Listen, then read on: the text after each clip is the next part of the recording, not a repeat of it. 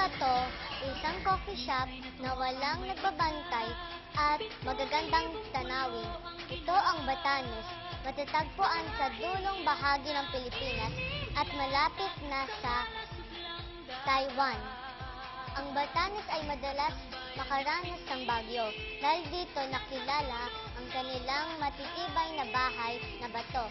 Meron din silang nakakataka manghang pastulan, mga bundok, burol at karagatan.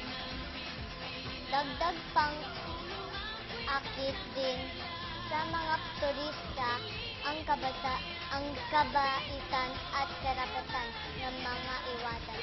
Kaya naman sa magbakasyon,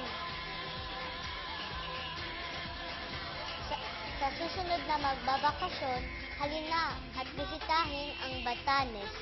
It's more fun in the Philippines. Nagpapatrol Micaela Antiomnial, ABS-CBN News.